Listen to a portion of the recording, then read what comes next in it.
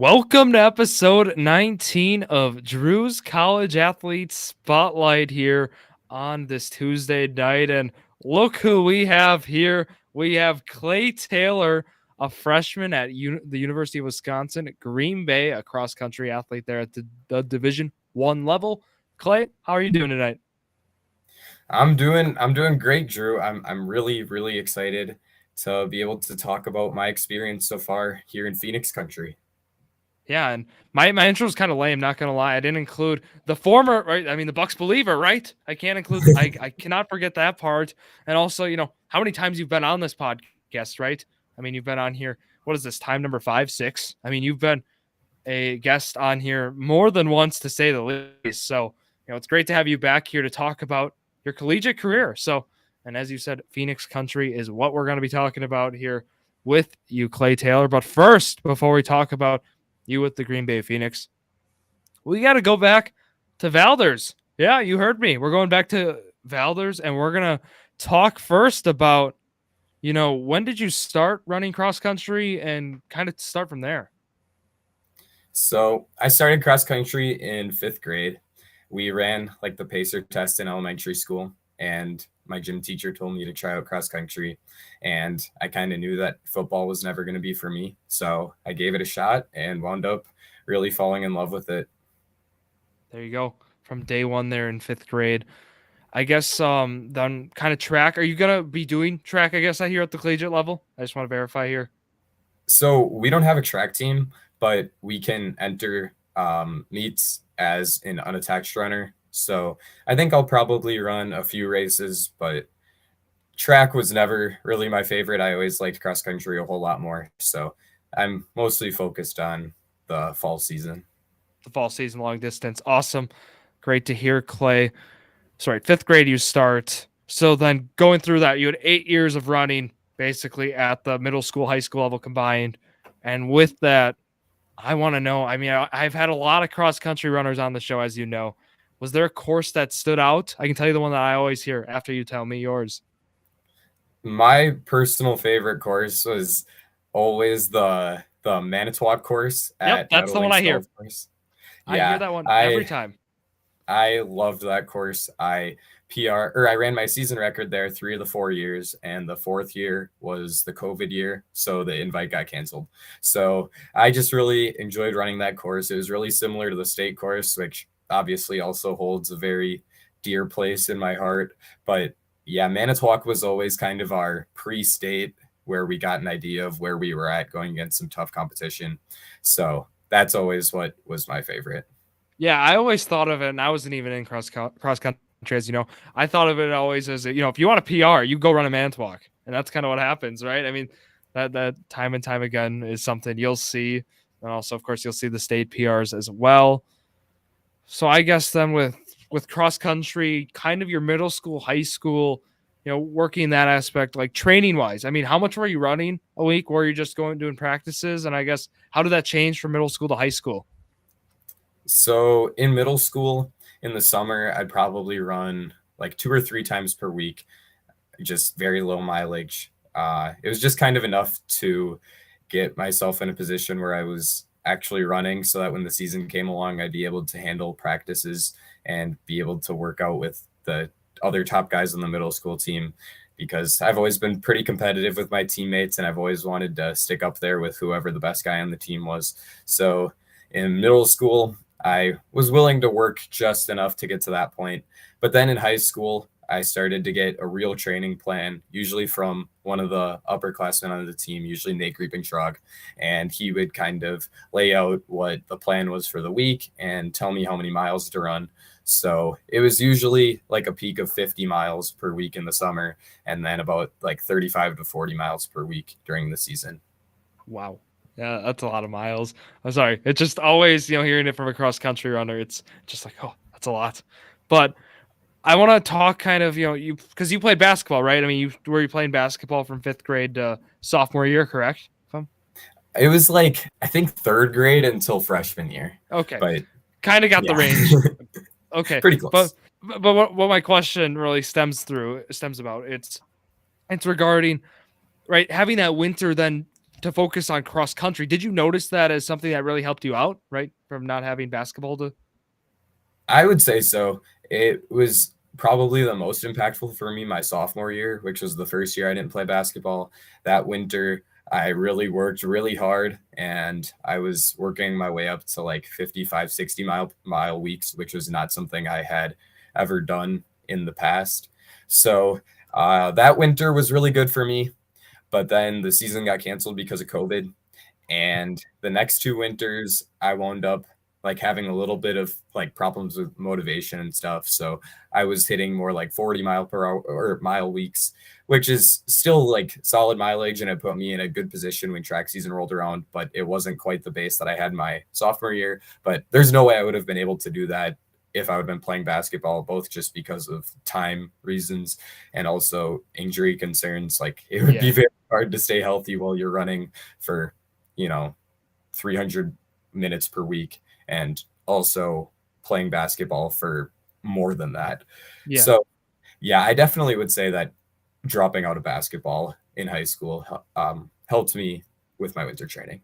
Plus, you had a student section to lead, right? I mean, here you had a banana That's right. that you had to wear as well. But I want to talk. So you said, right, you were running 40 to 50 miles a week, and then you said even sophomore, right, 60 miles at some weeks. You would say. Yeah. Yeah. That was so kind of, I guess injury wise from there, I guess like durability wise, where you're dealing with like shin splints or any injury concerns like that. I mean, that's a pretty good volume. I'm knocking on wood right now, but I've never been injury prone. The only injury I've ever really struggled with is like patellar tendonitis, I think it's called. Okay. I had that my freshman year, and then I had it a little bit earlier this season, but I've pretty much just been able to work through that with some like stretches that I learned and like exercises to strengthen up your hips.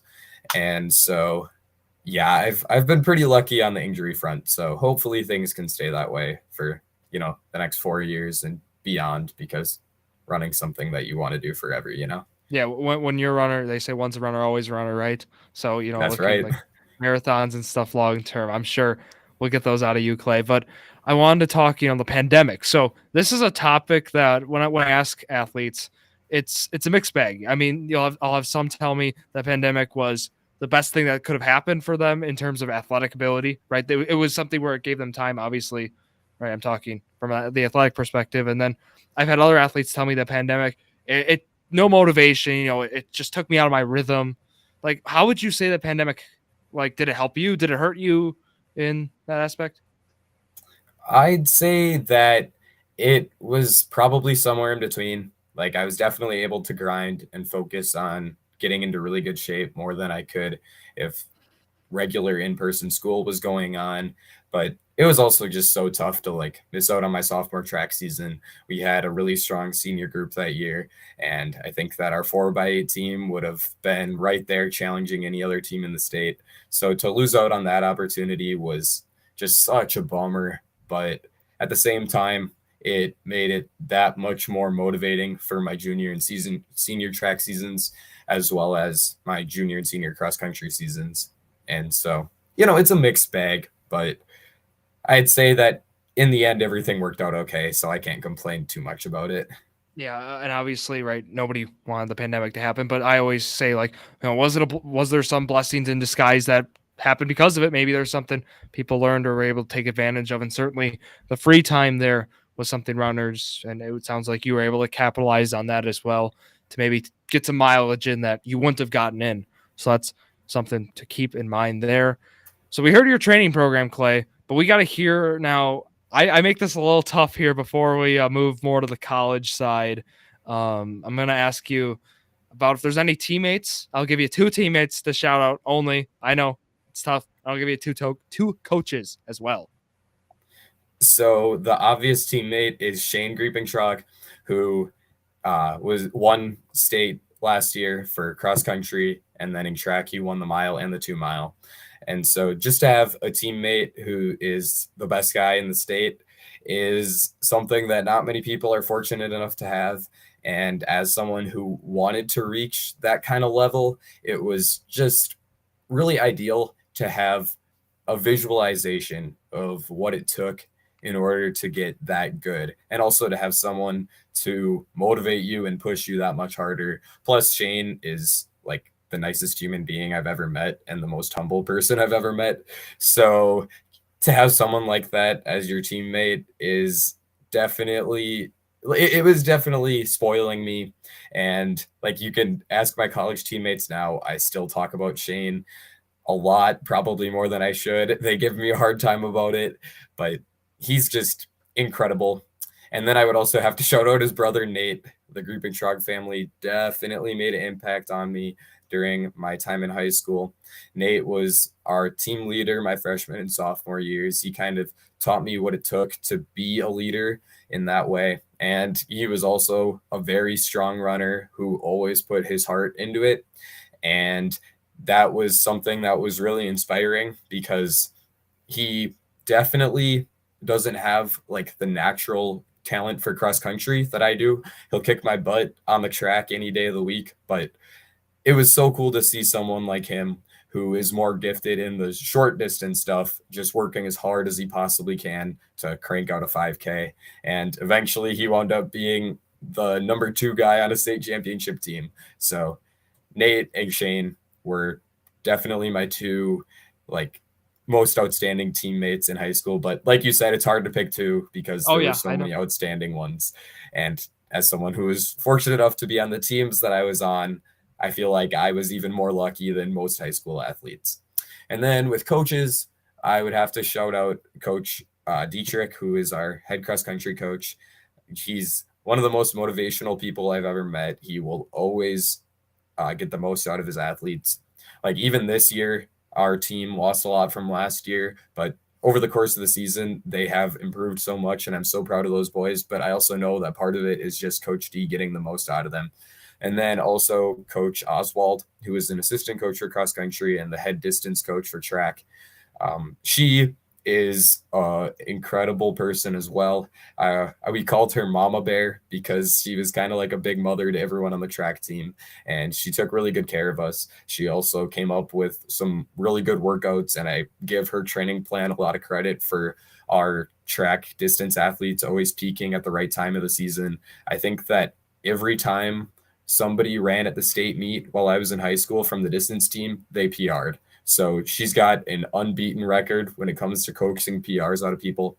So yeah, I will swear by her training plan any day of the week. So yeah, I guess that was a lot, but there were a lot of people I was really thankful for in high school. Let's dissect that, right? Thank you. You mentioned all 4 people. So with the Grape and Trogs last year, actually, we ran a cross country special on this very own podcast, and I had you on talking. Right. I mean, I actually asked you a question. What does it mean to have Shane Griepentrog as a teammate? I asked then Shane, what does it mean to have Clay Taylor as a teammate? You both said the same thing. It was awesome, and that's kind of goes back to what you had to say about Shane as well. Just great teammates, great motivators for each other as well, and that's something just reflected in the results. So it's good to see that, and then of course Nate leading the way during your underclassmen years as well. But then you mentioned, of course, the coaches. You picked the 2 I thought you would pick, as should be the ones, Coach Dietrich and of course Coach Oswald as well. So I got one more question here for high school, and then we'll kind of talk some recruiting. We'll kind of talk about how you end up in Green Bay. So the question goes like this: did you ever have that moment that you're like, hey, I can do this at the next level, I can do this at the collegiate level? Not exactly. I guess we'll kind of get into this a little more after I answer this question, but I didn't really think I was going to run in college for a very long time. Pretty much my whole career, I didn't think I was going to run in college. So that was kind of a last minute decision. So I guess there were kind of times where I would realize that I beat someone and then they were now running in college, and I would be like, oh, wow, I probably could do that. But it was never really something that interested me until the very last moment. So the recruiting process, then let's go to it. So what happens is, again, you mentioned you weren't really exploring running in college, but I guess what colleges were you looking at then? So let's go on the academic side. What colleges were you looking at then, kind of that made this possible? So last summer, when I was kind of doing my college research stuff, Drew and I were coworkers at our high school. We were both janitors together. So he knows all this stuff already, but he's just going to make me repeat it. I was mostly looking at a lot of the Big Ten schools. I wanted to stay pretty close to home, but at that time, I thought that I wanted to go somewhere that had like prestigious academics. So I was looking a lot at Michigan, Michigan Ann Arbor, uh, Madison, and also Minnesota Twin Cities. But I eventually would wind up changing my mind because I decided that I wanted to stay really close to home. Yeah, because I mean, you mentioned, and also I thought Northwestern was thrown in there as Yeah, well. yeah, I don't that want to. too. Yeah. But basically, Clay, again, you mentioned us working together. I had a feeling. I mean, I was telling people this. I had a feeling that you were going to be running. You know, at the collegiate level, I had a feeling you were just. It didn't sound like you were done. And I know I know you mentioned you thought you were going to be done. It didn't sound like it last summer, but so what happens then, right? I mean, you ended up exploring those options. You end up looking then. Did Green Bay, like, what stood out with Green Bay then is what I'm wondering. Was it really the location, or how did that work out? So I always kind of had Green Bay on my mind because it was the first Division 1 college that ever reached out to me. And so when I got the letter from them, I was like, this is so cool. I need to at least kind of pursue this because I mean, a lot of kids grow up dreaming of being a Division 1 athlete. And even though I didn't really think I wanted to run, I still thought that it would be kind of cool just to get recruited and see what the whole process was like. So I wound up responding to the letter I got from the coaches. And right away, they were super interested. They hopped on some Zoom meetings with me during my junior year, and we talked about what I could bring to the team and how just being a cross country runner at Green Bay could help me pursue my life goals. And from there, I kind of started thinking about it a little bit, but for the most part, I was still thinking I didn't want to run in college. And then when the cross country season rolled around for my senior year, a lot of the guys on the team came to a whole bunch of my meets. I think that they were at maybe 4 or 5 of them, and we run 10 meets in a year. So they came to almost half my meets, which is absolutely insane. And it showed me just how much they cared about their team and how much they cared about bringing new talent in and trying to make their team better. And so I kind of started to realize that I wasn't going to get that kind of care and attention from any of the other schools that I was looking at just because they're huge schools with a ton of students, and I was just going to be a number, like people say sometimes. And then I was still not super sure that I wanted to run, but then I took my visit to Green Bay last December. And as my mom always says, it was kind of a no brainer after that. I completely did a 180, changed my mind about running in college, changed my mind about wanting to go out of state for college, and decided that this was the place for me. A big part of that was the coaches. They are two of the most caring human beings I've ever met. Coach Klein is our head coach, and when he just walks around campus, he knows at least half of the people's names. And it's kind of mind blowing that he can walk past a janitor and say, hey, did you get the job you applied for? Because who knows the janitor applied for a new job? It's just so special, the connection that he makes with everyone he meets. And so that really stood out to me. And then they also had a professor come in and meet with me, and he talked to me for about an hour and a half just about what it's like here and what kind of classes I could take that would challenge me. He kind of showed me that even though this isn't a prestige university like a lot of the Big Ten schools are, you can still get a really great education. And so all those factors, along with just how great the guys on the team are, really persuaded me to kind of take a different direction than I thought I was going to. And I'd say that I couldn't be any happier. I love the story, Clay, because I remember I was getting the exciting text messages from you of the tour. Exactly what you said, right? Complete 180 as described. You know, it was awesome to hear. And I saw the commitment photo and I went crazy. I'm pretty sure I posted it up on the podcast Instagram as well. I mean, it was some exciting stuff. I do want to ask though, was there any other schools who were reaching out like for cross country at other levels? Can you list some of the schools that were interested? I don't know if I can list any of them off the top of my head.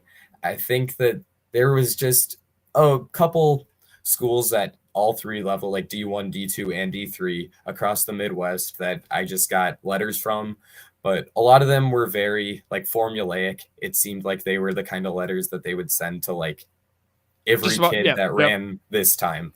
So I never really responded to any of them. So I wasn't really being recruited by any other schools. The one other school that I did talk to a little bit was Oshkosh, just because the coach approached me one time and was a really nice guy. So I kind of was talking to him for a little while, but I kind of always had it in my head that wasn't really interested in going there.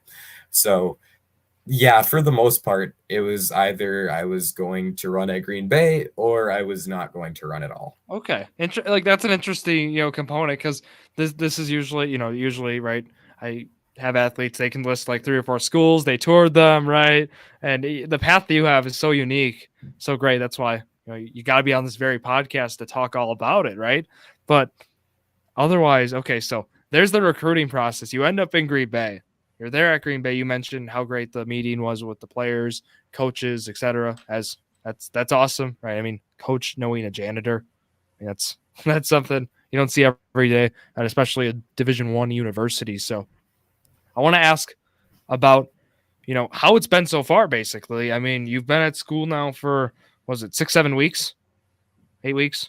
I mean, how has it gone so far these first 8 weeks? How's the adjustment been from high school to college on the academic level, and then especially athletically? How's that gone?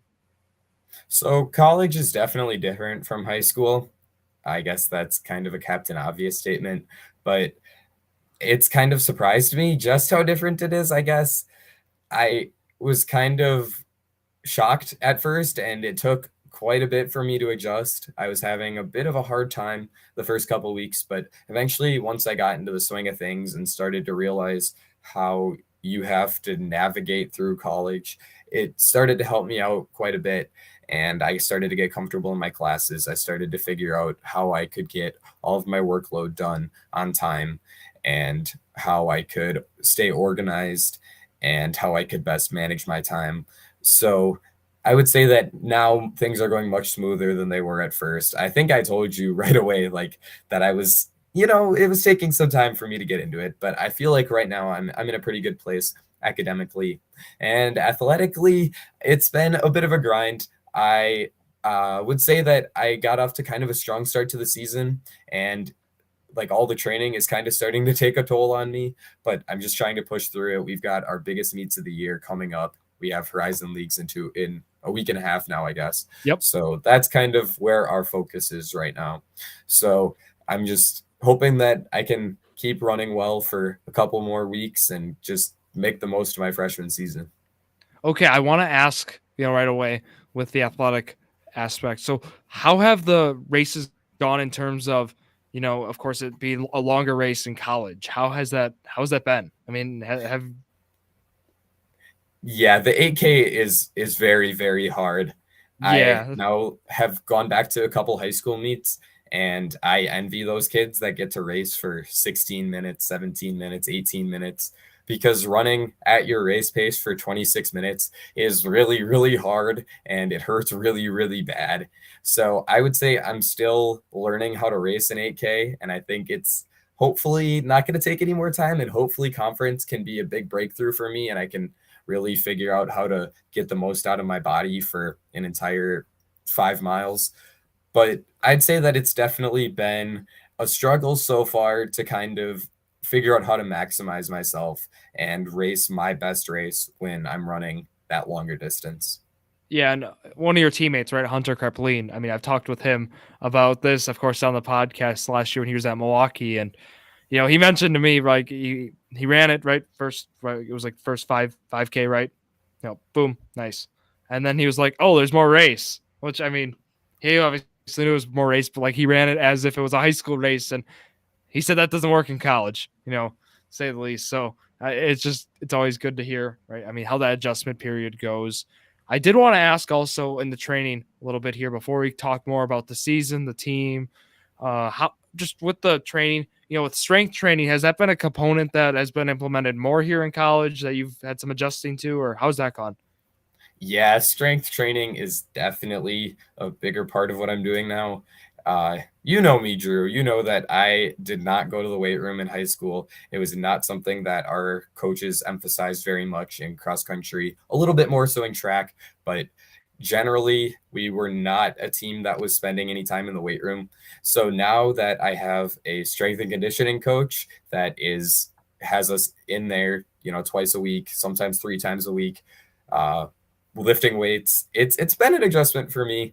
I am a little ashamed to say that I am lifting the least on the team by a pretty sizable margin. And, some of the strong, very strong girls on our team are also lifting quite a bit more than me. But hopefully, I can improve in that area a little bit more. And I will say the one area of the strength training and the stuff that the strength and conditioning coach has implemented that I am enjoying is that I found out that in high school I didn't eat enough and I wasn't eating often enough. So I'm eating a lot more now, and that's very fun. And I'm very much enjoying that part. But Yeah. the lifting heavy stuff part is not my favorite. So hopefully I can get better at that eventually. And that'll take time, right? I mean, you're a freshman, and like you mentioned, if you weren't lifting as much, right? That's gonna take some time to build up here at the college level. Let's go through then. So like your races and your roster. So schedule wise, basically. So yeah, you mentioned the St. Norbert invite took place September 3rd. And then you of course had the Phoenix Open on the 9th. The Joe Piane, is it the Notre Dame invite? That one you Yep. were at. I remember, right? You saw you go over there, and then of course, then you had the Bradley Pink Classic in Peoria. I guess out of those races, did one stand out to you as your favorite? Was there one that you enjoyed? I guess, okay, I'm going to pick two and cheat a little bit. The one that I probably enjoyed the most was the first meet because it was a 6K and I didn't have to run as far. And that was also a meet where the competition was definitely a little bit more lackluster than it has been at our other races. So I actually was in a position where I was leading that race for about half of the 6K duration. So that was a lot of fun for me. And then eventually I wound up falling back to third place. But that was a really cool way to open up my college career. And then of the 3 8Ks we've run, I'd say Bradley is my favorite so far, just because that course is basically 3 small loops that you do over and over again. And they are very close together and very condensed, and it makes it very easy for spectators to watch. So it is like the atmosphere at the state meet in high school. There's people lining the course for the entirety of the race. And when you just hear the people when you're able to pick out their voices, it just helps you to move up. And for me, that was especially important because I was in 265th place at the 2K. So I had a lot of work to do. So just having all those fans out there supporting us really, really helped me. Especially my dad always has been someone who makes me speed up. So when I heard him, that definitely helped me out get it quite a moving. lot. Yeah. Yes. And now the conference meet, as the schedule rounds out here, it's at Oakland, and not Oakland in California, Oakland in Rochester, Michigan, Oakland University there. So that's October 20th. That's Saturday is that. And then the regionals are November 11th, and that is in Indianapolis. And then they don't have the championships. They don't have the location listed for that on the 19th of November. So that's your schedule. We talk about cross country, how usually you'll have more meets, right? And that's at the high school level. But then think about it. You're running an 8K, right? I mean, you're not going to have, they don't do a lot of meets for that very reason, right? They do the bi-weekly kind of schedule that they have going on, or sometimes you guys had a 3-week break between the Phoenix Open and the Notre Dame invite. Is that a usual kind of thing? I think usually it's 2 weeks, but since the first 2 meets were both home meets, they just fell on back-to-back weeks. So that's how it ended up working out. Okay, that makes sense. Just wanted to clarify that. And awesome. So the roster we'll talk about then before we wrap up. So, you have a good group of freshmen here. I'd say you have kind of a younger group, but then at the same time, you have some graduates, some seniors thrown in there. I guess, how would you describe the Green Bay men's cross country team? I'd say that We're definitely a young team. We have some guys moving out, and they are awesome leaders and a big part of our team from like leadership aspect, like I was saying. But a lot of our top guys are underclassmen. I think that our top 4 finishers are both sophomore or freshman eligibility right now. So that is putting us in a position where we're going to be able to really train together as a group and grow as a group and hopefully allow our team to make big strides forward in the next couple years. Like you were talking before, Hunter Krepling is my teammate now, and he was kind of a rival-ish in high school. So it's really cool to have him as a teammate, and he was our top guy at the last meet. He ran a huge PR and, surprised everyone and was absolutely terrific. So he's kind of our leader right now, I would say. But we have a strong pack. And then I'm also excited because 2 of our freshmen had season-ending injuries before they could even race. So they're both redshirting. And so we'll have even more reinforcements coming next year, and hopefully we can add some more recruits. So I'd say that the team's in a position where we're really going to be able to grow a lot over the next few seasons. And that really, really excites me because this group of guys is just terrific. I was telling you before that it reminds me of the state championship teams I was on in high school, where everyone just loves running and they love being together and they love pushing each other. And it's just so much fun to be in that atmosphere again, like I was a few years ago. And I'm just so happy that I wound up here, because if I would have been at any of those other colleges I was looking at, I would not have that team aspect there for me. So overall, I'm sure you can just tell from my rambling here, but I love this team. So thankful to be a part of it. And I think it's crazy that it's only been 2 months, because I'm just psyched that I have so much more time in front of me.